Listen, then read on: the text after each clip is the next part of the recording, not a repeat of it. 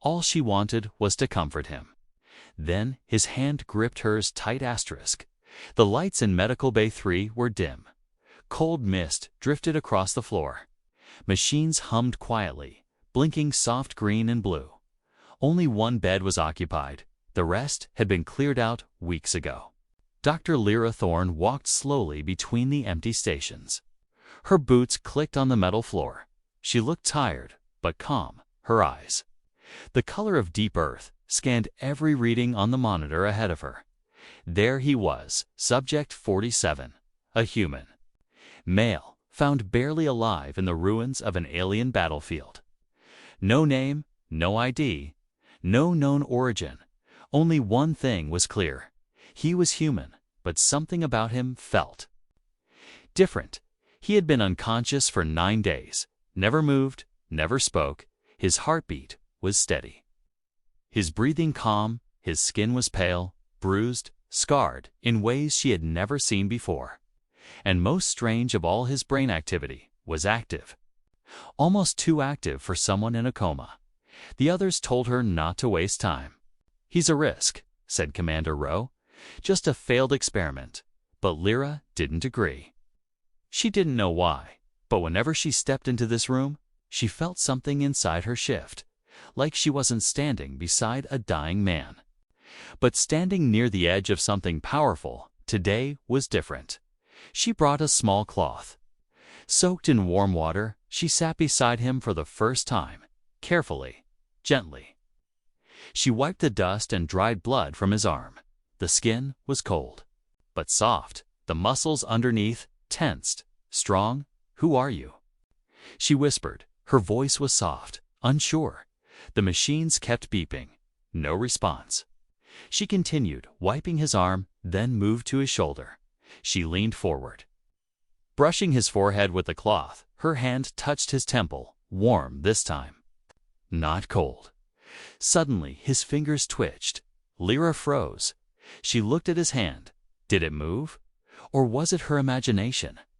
She reached again, slower this time. As she touched his wrist, his hand closed around hers. Tight, strong, alive. Her heart jumped. She tried to pull away, but he held on, not in pain, not in attack, just firm. Like someone drowning, reaching for the surface. His eyes remained shut, but something had changed. His breathing grew louder. The machine started to beep faster. Lyra's mouth opened, but no words came. She didn't scream. She didn't run. Instead, she looked at his face and whispered, "You're awake." But he didn't answer. The grip on her hand slowly faded. His fingers relaxed, his body settled.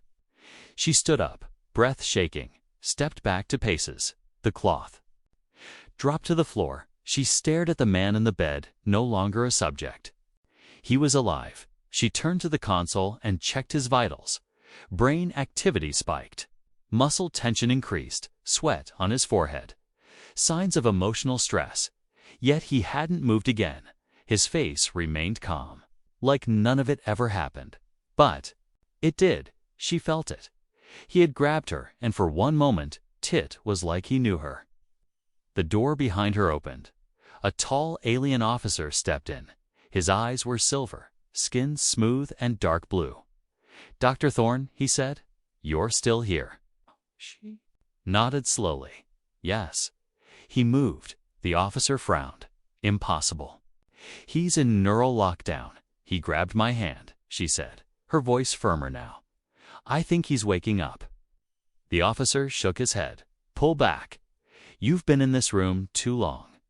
Human emotions interfere with logic. Lyra didn't answer. Her eyes stayed on the man in the bed. The officer walked over and checked the monitor. "His brain spikes are irregular. If he wakes, it could be violent." "No," Lyra said quietly. "He wasn't violent. He was afraid." The officer turned to her.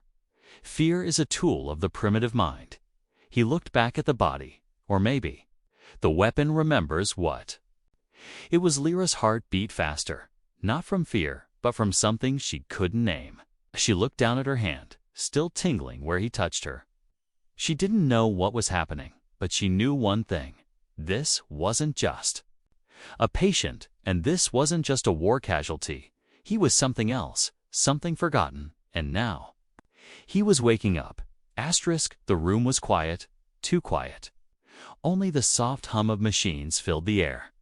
Lyra stood frozen beside the stasis pod. Her hand still locked in his grip. It was strong, not crushing, but firm, like someone reaching out from a dream they didn't want to leave. She whispered, "You're awake." But he didn't move. His eyes remained closed, his body still. The heart monitor beeped faster. His grip slowly loosened. Her hand slipped free. Shaking, she stepped back and stared at him. Was it real? Or had she imagined it? She checked the vitals normal, no movement on the scans. She pressed her palm against her chest, heart racing. Then she did something strange. She turned off the room lights and waited for 10 long seconds. Nothing happened. Then, just before, the emergency lights glowed red. His eyes opened to faint blue lights in the dark. Not fully human, not fully alien, just watching. She gasped, but the lights vanished. The main lights came back on. He was still lying there. Eyes shut again. Next morning, the bandages on his arm were ripped. Not by accident, cut from the inside. Security said no one entered the room. But the camera footage had glitched for 2 full minutes. No one believed her. They said it was stress. That maybe the soldier was reacting on instinct. But Lyra knew better. She sat beside him again, leaned close, and whispered, "Who are you?" And for the first time, Lyra didn't sleep that night. She couldn't. His voice still echoed in her head. One word, one warning. Run, but run from what? The station? The aliens? Or him? She returned to the medbay the next morning. The room felt colder. The lights flickered twice when she entered. She looked at Aaliyah, still, silent, but not peaceful. More like waiting. She needed answers, and she knew where to start. Not in the hospital logs. Not in the public database, but in the classified field records. The ones hidden beneath red warnings and locked symbols. She borrowed a technician's ID chip. Snuck into the restricted archives. Her hands trembled as she typed, "Subject 47, recovery log." Nothing appeared. She tried again. Battlefield Omega, casualty scan. A single file blinked to life. Unidentified human partial life signs classified. Level 7. She opened it. There was no name, no past, just a note. Found near alien biolab. Exposure to forbidden tech. Brainwave pattern altered. Memory wiped. Subject unstable. Recommendation: terminate. Her stomach dropped. She looked again. There were video logs. Grainy footage showed Elias bloody, broken, being pulled from a pile of wreckage. His eyes were glowing even then, but in one short frame. He looked at the camera, right at it, and whispered something. "Lyra." She dropped the tablet. Her knees went weak. "How could he know me?" She whispered. She had never seen him before, never served in that war zone. And yet, his voice, his hand, his eyes, all felt familiar. The door hissed behind her. Commander Rowe stood there, tall, cold, watching. "You've seen too much," he said calmly. Lyra backed away. "What is he?" she asked. Rowe's eyes narrowed. "He's what we failed to create," he replied. Then he stepped forward. "And now you're helping him remember." He moved his lips. No sound, just one word. "Run." Lyra didn't go back to her room. She couldn't, after what she saw, what she read. What he whispered. Something was wrong with this station. Something was very wrong with him. She stood outside the medbay. Her fingers hovered over the door panel. She heard nothing, but her heartbeat was loud in her ears. When she stepped inside, the lights were already on. Except no one had turned them on. Elias was sitting up, still connected to wires, still in the stasis pod, but awake, eyes open, glowing faint blue, staring at the ceiling like he could see through it. She froze. Elias. She whispered. He slowly turned his head toward her. No anger, no fear, just tired eyes, like someone who had lived through too many lifetimes. You came back, he said. His voice was dry, weak but human. Lyra stepped closer. I need answers. She said, What did they do to you? He blinked slowly. They broke me, he said. Then they built me again. Lyra looked at the monitor. His brain activity was unstable. Sharp spikes, bursts of unknown energy patterns. Your memories. Do you know who I am? He stared at her and said something that made her blood run cold. You were the only one who didn't scream when the sky turned red. Lyra stepped back. That never happened. She said, Not to me, Elias. Shook his head. Not yet, he replied, but it will. Suddenly, alarms blared outside. Doors slammed shut. Red lights flashed over the intercom. Containment breach. Secure Medical Wing 3. Subject 47 is active. Lyra looked at Elias. He didn't move, but the room began to hum. The lights buzzed. Then burst in a flash of sparks. Every machine turned off silent, dark, except for one. The stasis pod, glowing from within. Lyra watched in shock as the restraints around Elias opened down their own. He stepped out, slowly, weakly, but alive. She reached out to help him. He touched her hand gently and whispered, I don't want to hurt anyone. But I'm not alone in here anymore. The hallway was too quiet. Lyra pressed her back to the wall. Her breath came in short, fast bursts. Elias leaned on her shoulder, his steps slow, heavy.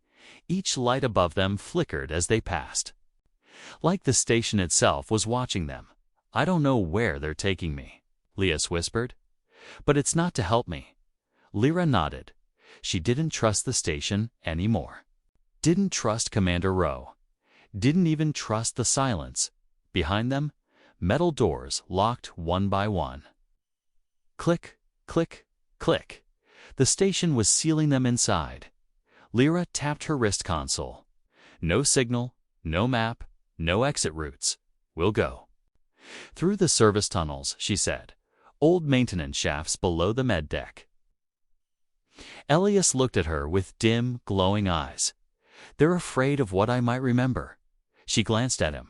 What do you mean? He looked at the wall beside her, not with fear, but recognition. They didn't erase my memories, he said.